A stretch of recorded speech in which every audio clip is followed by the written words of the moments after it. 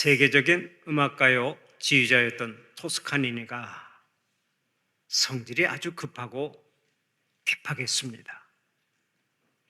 그래서 음악 연습을 시키다가 화가 나면 뭐든지 닥치는 대로 집어 던졌습니다. 한 번은 연습을 시키다가 자기 마음에 들지 않는다고 자신이 차고 있던 고급 시계를 벗어가지고 벽에다 집어 던져가지고 완전히 박살이 났습니다. 그때 단원들이 마음에 큰 상처를 입었죠. 그 후에 한 단원이 어린아이들이 차고 다니는 아주 값싼 시계를 선물을 하면서 편지를 써서 보냈습니다. 지휘자님, 앞으로 연습을 시킬 때는 꼭 이 시계를 차고 연습을 시키십시오. 그리고 추후에 제가 고급 시계를 선물할 수 있는 날이 빨리 오기를 바랍니다 하는 그런 편지를 보냈는데 그것이 이 토스카니니의 마음을 움직였습니다. 감동을 주었어요. 그래서 그 후에는 그 나쁜 습관을 고쳤다고 하는 유명한 일화가 있습니다.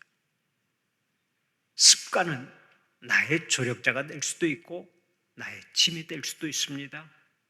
나를 성공으로 이끌어갈 수도 있고 나를 실패로 끌어내릴 수가 있습니다. 성공과 실패가 나의 습관에 달려있는 것입니다. 그렇다면 습관이 얼마나 중요한지 모릅니다. 흔히 습관을 제2의 천성이라고 말합니다. 그런데 이 습관이 제1의 천성을 파괴합니다. 그래서 이런 말이 있습니다. 생각은 행동을 낳고 행동은 습관을 낳고 습관은 인격을 낳고 인격은 운명을 낳는다.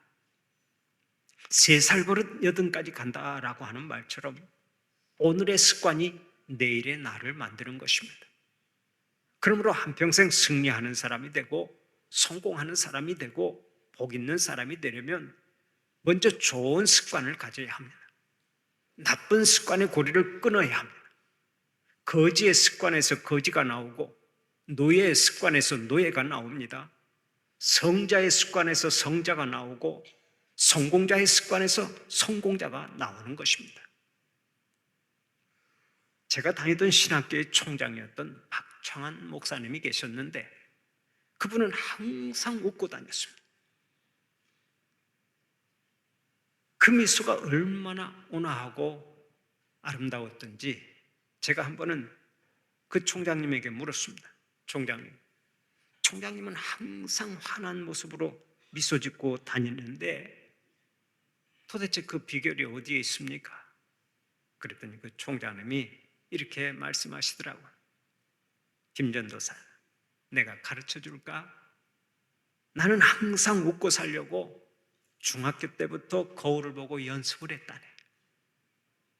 중학교 때부터 항상 미소를 짓고 살려고 거울 보고 연습을 해서 이제 남은 생에 자동으로 그렇게 항상 웃고 다닌다는 거예요. 좋은 습관이 인생을 성공적으로 만드는 것입니다. 이는 우리의 신앙생활에서도 마찬가지. 우리가 신앙생활에서 성공하고 일상생활에서 성공하기 위해서는 먼저 좋은 습관을 길러야 합니다. 그런데 좋은 습관을 갖기 위해서 가장 필요한 것이 있습니다. 그것이 뭔지 아십니까?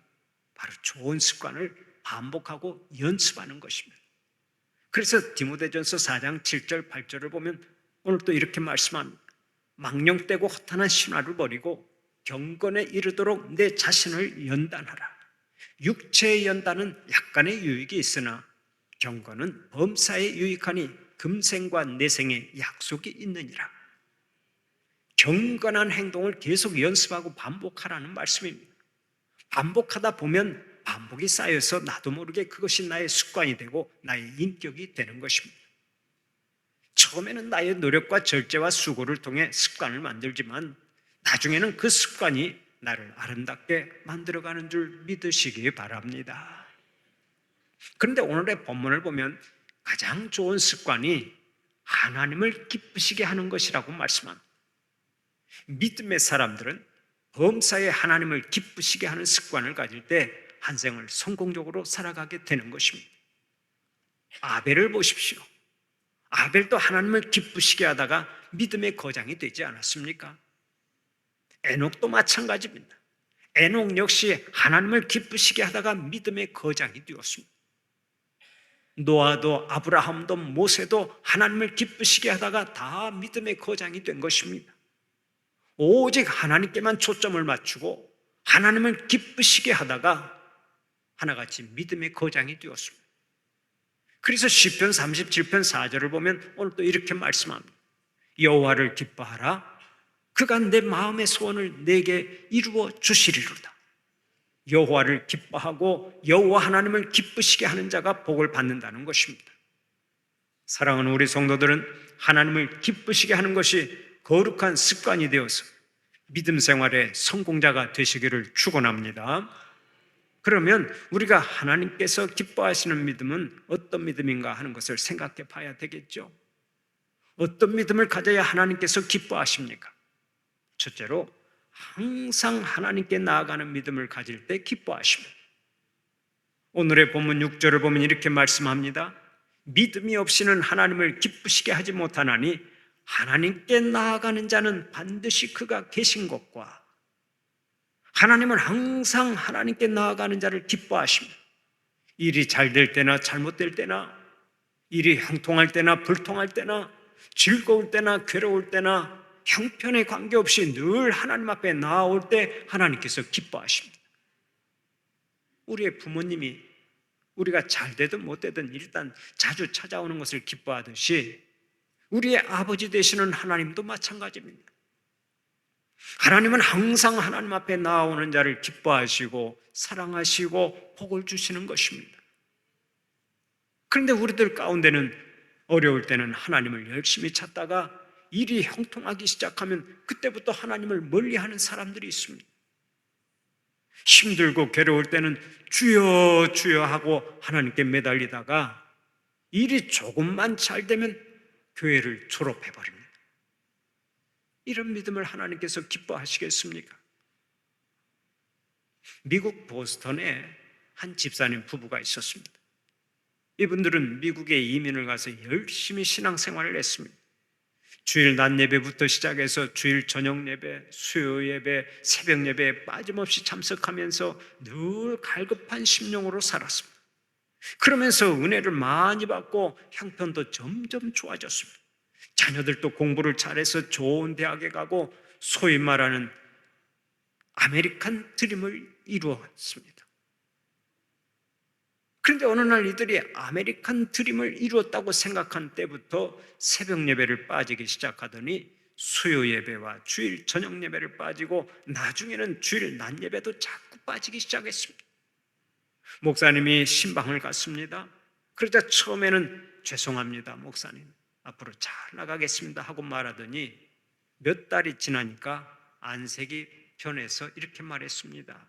목사님 죄송하지만 이제 오지 마십시오. 우리는 하나님의 도움 없이도 잘 살 수 있습니다. 사업도 잘 되고 우리 모두 건강하고 우리 모두 행복하고 아이들도 공부를 잘하는데 왜 우리가 교회에 나가야 됩니까? 세상에 이게 말이 됩니까? 목사님은 몽둥이로 뒤통수를 얻어맞은 기분이었습니다. 아니, 사람이 변해도 어떻게 저렇게 변할 수 있을까 하고 아픈 마음을 가지고 돌아왔습니다. 그런데 얼마 후에 하버드 대학에 다니는 아들 둘이 스포츠카를 타고 다니다가 절벽에서 떨어져 죽고 말았습니다.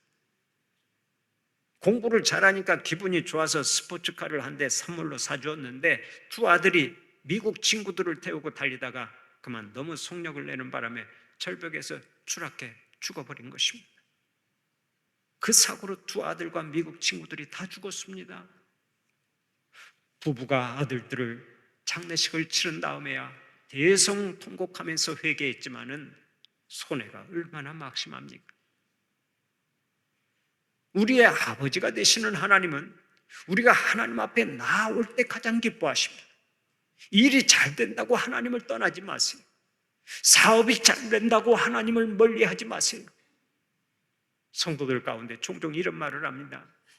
목사님, 사업이 너무나 잘 되어서 교회 나갈 시간이 없습니다.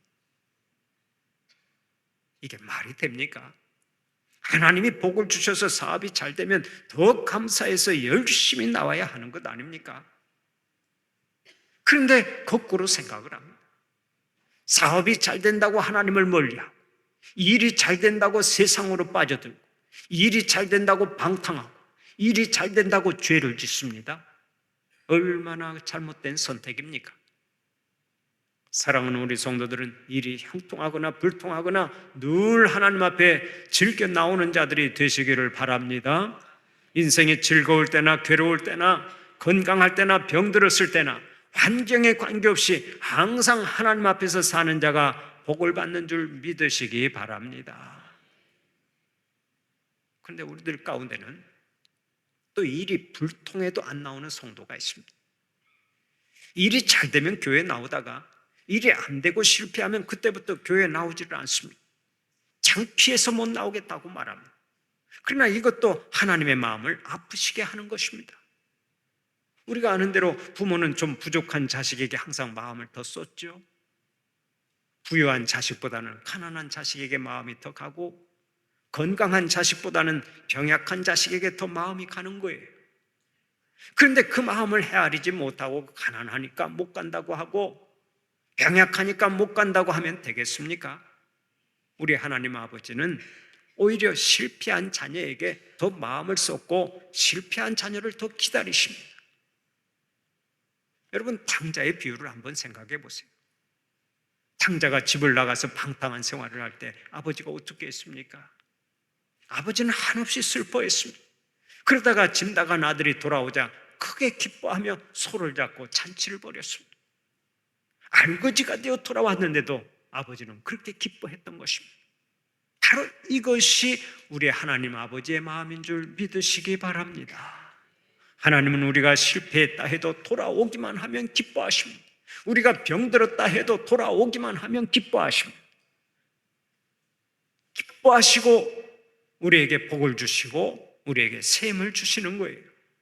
그러므로 험악한 세상을 살면서 때로 실패의 길을 가고 어려운 일을 당한다 해도 우리 하나님 앞에 나오는 것이 참으로 중요한 것입니다. 하나님 앞에 나올 때 하나님께서 기뻐하시고 하나님 앞에 나올 때 하나님께서 재기하도록 복을 주시는 줄 믿으시기 바랍니다. 그래서 미국의 윌리엄 슬퍼 목사도 찬송가 272장을 통해서 이렇게 노래합니다. 고통의 멍에 벗으려고 예수께로 나갑니다. 자유와 기쁨 베푸시는 주께로 갑니다. 병든 내 몸이 튼튼하고 빈궁한 삶이 부해지며 죄악을 벗어버리려고 우리 주께로 갑니다. 오직 주님께만 해답이 있는 줄 믿으시기 바랍니다. 주님만이 복의 근원이 되시는 줄 믿으시기 바랍니다. 그런 의미에서 우리는 시험에 떨어졌다 해도 주님께 나와야 합니다. 직장을 잃었다 해도 주님께 나와야 합니다. 사업에 실패했다 해도 주님께 나와야 합니다. 건강을 잃었다 해도 주님께 나와야 합니다. 부부싸움을 해도 주님께 나와야 합니다. 어떤 남편은 주일날 부부싸움하다가 홧김에 절간으로 갑니다. 절에 가고 싶어서 가는 게 아니라 산으로 도망가다가 절에 들어간다는 얘기입니다. 이게 말이 됩니까? 부부싸움은 그야말로 칼로 물베기입니다. 아무것도 아닙니다. 부부싸움에서 이긴다고 해서 상 주는 것도 아니고 트로피 주는 것도 아니지 않습니까? 사소한 것에 목숨 걸 일이 아닙니다.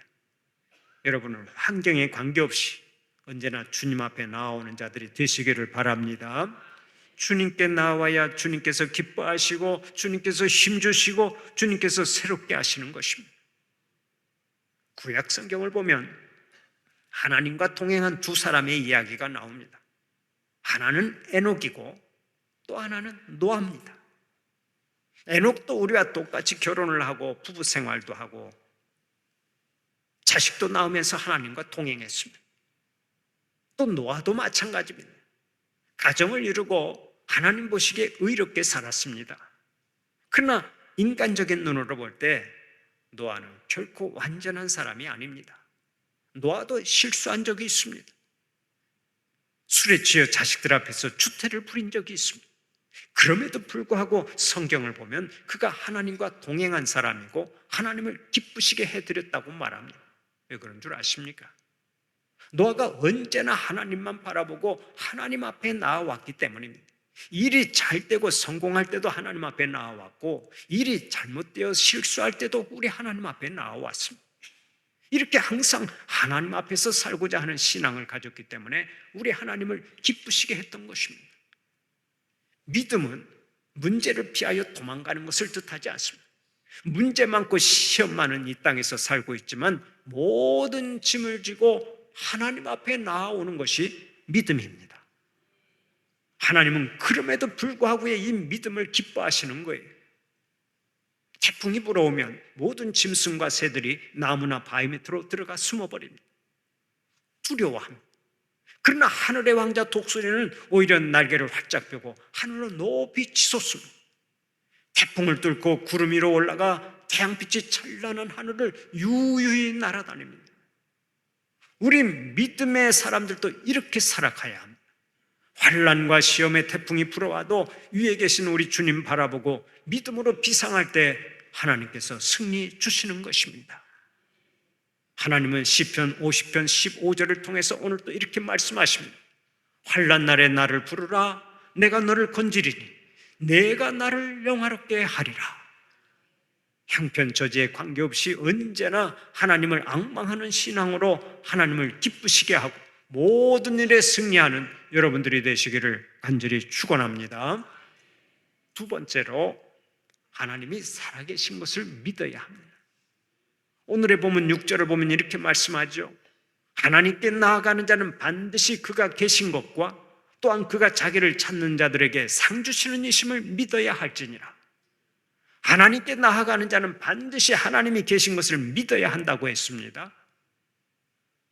살아계신 하나님을 믿어야 하나님께서 기뻐하시는 것입니다. 하나님은 오늘 또 살아계셔서 온 우주를 운행하십니다. 우리들에게 은혜를 베풀어 주십니다. 우리들의 걸음걸음을 인도해 주십니다. 우리들을 친히 돌봐 주십니다. 우리의 하나님은 잠자고 계시는 하나님이 아니십니다. 그런데도 하나님은 없다고 큰소리치고 자기 멋대로 살아가는 사람들이 있습니다. 왜 그렇습니까? 영적으로 무지하기 때문입니다. 오래전의 일입니다만 축구를 통해 우리나라 국위를 세계에 선양한 차범근 선수에게 한 성도가 전도를 했습니다. 예수 믿으십시오. 그러나 그는 돌아앉아서 아예 듣지도 않으려고 했습니다.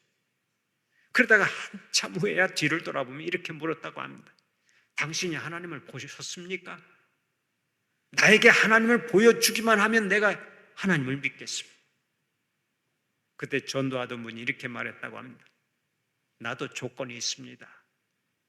내가 요구하는 것을 들어주면 나도 당신의 요구를 들어주겠습니다. 지금 차 선수가 공기를 내게 보여주십시오. 공기가 눈에 보이지 않는다고 공기가 없다고 할 수 있습니까? 사랑이 눈에 보이지 않는다고 해서 사랑이 없다고 할 수 있습니까? 차 선수가 대답을 못했습니다. 그때 육신의 눈으로 볼 수 있는 세계가 있고 육신의 눈으로 볼 수 없는 세계가 있다고 하면서 하나님은 영이시기에 육신의 눈으로 볼 수는 없다고 설명을 해주었습니다. 그 차범근 선수는 예수를 잘 믿게 되었는데 어느 날 축구를 하다가 다리를 심하게 다쳐 운동을 포기해야 하는 어려운 지경에 빠졌습니다. 그때 차 선수가 우리 하나님 앞에 나와 간절히 기도했습니다. 하나님이 살아계신다면 제 다리를 좀 고쳐주십시오. 간절히 기도했더니 그 당시 의학으로는 고칠 수 없던 다리의 병이 한순간에 사라져버렸습니다. 이 놀라운 은혜를 경험한 차범근 감독은 오늘 또 가는 곳마다 살아계신 하나님을 증거하고 있습니다. 하나님은 살아계십니다. 지금도 살아계시고 역사하시는 하나님을 믿으시기 바랍니다. 니체 같은 철학자는 하나님은 죽었다 하고 큰 소리 쳤습니다. 그러나 죽었다고 큰 소리 치면 살아계신 하나님이 돌아가십니까? 말이 안 되는 것입니다. 지금도 많은 사람들이 말합니다. 하나님이 살아계신 것을 증명해 보시오. 여러 가지 증거가 있지만 제가 상식적으로 말씀을 드리겠습니다. 지금 여기에 성전이 있다고 하는 것은 누군가 그 성전을 지었다는 얘기죠. 저절로 생겨날 리가 없습니다. 지금 여기에 강대상이 있다고 하는 것은 누군가 이 강대상을 만들어서 여기에 올려놓았다는 얘기가 됩니다. 하물며 온 천지 만물이 존재하고 우리가 존재하는데 만물을 지으시고 우리를 지으신 하나님이 안 계시겠습니까? 이 세상의 모든 존재하는 것들이 살아계신 하나님을 증명하는 거예요. 지금도 살아계셔서 역사하시는 하나님을 믿고 하나님께서 주시는 은혜 따라 살아가는 여러분들이 되시기를 바랍니다. 마지막으로 하나님을 찾는 자들에게 하나님께서 상 주실 것을 믿어야 합니다. 오늘의 본문 6절을 보면 이렇게 말씀합니다. 하나님께 나아가는 자는 반드시 그가 계신 것과 또한 그가 자기를 찾는 자들에게 상 주시는 이심을 믿어야 할지니라. 하나님을 찾는 자들에게 하나님은 상을 주신다고 약속하셨습니다. 이것을 믿을 때 하나님께서 기뻐하신다는 말씀입니다. 여러분, 믿음이 무엇이라고 생각하십니까? 믿음은 히브리서 11장 1절에 나오는 대로 바라는 것의 실상입니다. 여기서 말하는 실상은 헬라어로 히포스타시스라고 말하는데 이 말은 권리, 법적 보증서, 실체, 확신의 뜻을 가지고 있습니다. 그러니까 우리가 믿음으로 하나님을 바라보면 하나님이 반드시 보증서 주시고 책임을 져 주신다는 것입니다. 하나님 제일주의로 살아가기만 하면 하나님께서 반드시 복을 주시고 상을 주신다는 얘기입니다. 제가 오래전에 멕시코에서부터 페루, 브라질, 아르헨티나, 칠레 등등 여러 나라를 돌아본 적이 있습니다. 그 나라들은 땅이 아주 넓습니다. 얼마나 부러웠는지 모릅니다. 그 중에서 브라질은 면적이 우리나라의 약 80배나 됩니다. 시화자원도 많고요, 석유도 많고 천연가스도 많습니다. 다이아몬드나 루비나 사파이어도 많습니다. 여기에다 사계절 날씨가 너무나 좋아서 많은 과일들이 여기저기 널려 있습니다. 또 아르헨티나는 인구가 4,500만입니다. 그런데 땅은 우리나라 전체의 20배나 됩니다. 인구는 비슷하지만 땅은 20배나 더 돼요. 인물도 아주 좋습니다. 스페인과 포르투갈 등등 유럽 사람들의 피가 섞여서 그런지 인물이 좋고 특히 눈이 얼마나 아름다운지 탄성이 나왔습니다. 할머니들도 눈이 그렇게 예쁘더라고요. 우리들의 눈은 눈도 아닙니다. 세계적인 여배우 올리비아 하세가 아르헨티나 출신인데요, 그녀의 눈은 초록색 눈동자를 가지고 있습니다. 여러분 한번 인터넷 들어가서 찾아보세요. 초록색 눈을 가지고서 얼마나 정말 아름다운 눈을 가지고 살아가는지 몰라요. 어쨌든 그들은 여러 가지로 복을 많이 받았습니다. 인물도 아름답고 잘생기고 또 여러 가지 자원도 많이 가지고 있습니다. 그런데 그렇게 온갖 좋은 것들을 가지고 있는데도 남미 전체가 가난합니다. 여러분, 이 나라들이 왜 이렇게 가난하게 사는 줄 아십니까? 오로지 황금만을 찾아왔기 때문입니다. 그들 민족은 1492년에 콜럼버스가 남미를 발견한 때부터 이민을 왔습니다. 스페인과 포르투갈, 네덜란드, 영국, 독일 그리고 이탈리아 사람이 많이 왔는데 모두가 잘 살기 위해서 왔습니다. 정부의 지원을 받고 수천 토큰 배를 가지고 들어왔습니다. 국가적으로 밀고 들어온 것입니다. 이 사람들은 들어오자마자 원주민들을 죽이고 여자들을 몽땅 데리고 살았습니다. 그래서 지금도 성적으로 그렇게 문란한 것입니다. 브라질은 1년에 한 번씩 춤추는 계절이 있습니다. 여자들이 야한 옷차림을 하고 길거리로 나와서 밤낮 없이 춤을 추는 삼바 축제가 있는데, 그 삼바 축제가 끝나면 여자들이 누구 자식인지도 모르는 아이들을 20만 명씩이나 낳는다고 합니다. 성적으로 심히 타락해 있죠. 여러분, 그들이 그렇게 타락하고 가난하게 살아가는 이유가 어디에 있습니까? 하나님 제일주의가 아닌 것이 가장 큰 원인입니다. 조상의 유전자를 그대로 이어받아서 그런지 그들의 신앙은 하나님 우선 신앙이 아닙니다. 그냥 잘 사는 게 우선이지 하나님을 믿는 것은 그 다음에 있습니다. 그러나 미국에 온 사람들은 어떻습니까? 1620년에 미국으로 들어온 사람들은 정부가 보낸 사람들이 아닙니다. 주여 주여 하는 102명의 신자들이 신앙의 자유를 찾아 미국에 들어왔던 것입니다. 돈도 없고 힘도 없고 능력도 없었지만 오직 하나님을 잘 믿어야 되겠다는 신앙 하나로 미국에 발을 들여놓았습니다. 그들은 들어오자마자 교회를 세우고 학교를 세우고 그 다음에 자기 집을 지었습니다. 처음부터 기도로 출발하고 하나님의 영광을 위해 살았습니다. 그들은 금은 보화를 찾아온 것이 아닙니다. 오직 하나님 제일주의로 살기 위해서 아브라함처럼 믿음으로 떠나왔던 것입니다. 그래서 늦게 시작했지만 지금까지 세계 최고의 복을 받고 있습니다. 어떤 마음으로 사느냐가 이렇게 중요한 것입니다. 크로스비 여사는 찬송가 384장에서 이렇게 노래하고 있습니다. 나의 갈 길 다 가도록 예수 인도하시니 내 주 안에 있는 긍휼 어찌 의심하리요. 믿음으로 사는 자는 하늘 위로 받겠네. 무슨 일을 만나든지 만사형통하리라. 무슨 일을 만나든지 만사형통하리라. 하나님은 하나님 제일주의로 사는 자들에게 상 주시는 하나님이심을 믿으시기 바랍니다. 오늘 여기 계신 여러분들도 하나님 제일주의로 살아서 범사에 형통하고 범사에 승리하고 범사에 하늘의 상이 넘쳐나시기를 축원합니다. 그런데 하나님을 찾고 하나님 제일주의로 살면 이 땅에서만 상을 받는 게 아닙니다. 하늘나라에 가면 더 놀라운 상이 있습니다. 상상을 초월하는 상이 있습니다. 우리가 천국에 가서 하나님 앞에 서는 날 이 상을 다 받게 될 줄 믿으시기 바랍니다. 바울은 기도하다가 잠깐 천국에 다녀온 적이 있는데 그때 본 천국의 상이 너무나 크고 좋으니까 훗날 이렇게 고백했습니다. 나는 하나님이 위에서 부르신 부름의 상을 위하여 달려가노라. 그리고는 하늘의 상을 위해서 세상의 것들을 다 배설물로 여겼습니다. 직업도 포기하고 권력도 포기하고 재산과 가문과 명예와 결혼까지 다 포기하고 오직 복음만을 전했습니다. 그러다가 죽기 전에 이런 고백을 했습니다.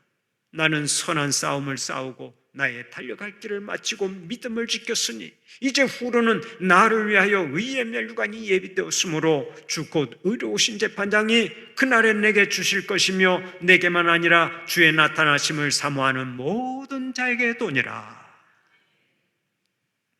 하나님이 기뻐하시는 믿음은 환경에 관계없이 하나님께 나아가는 믿음입니다. 하나님께서 기뻐하시는 믿음은 하나님이 지금도 살아계심을 확신하는 믿음입니다. 하나님께서 기뻐하시는 믿음은 하나님을 찾는 자들에게 하나님께서 상 주실 것을 믿는 믿음입니다. 사랑하는 우리 성도들이 하나님께서 기뻐하시는 이 믿음 가지고 살아서 범사의 복을 많이 받고 범사에 승리하는 자들이 되시기를 간절히 축원합니다.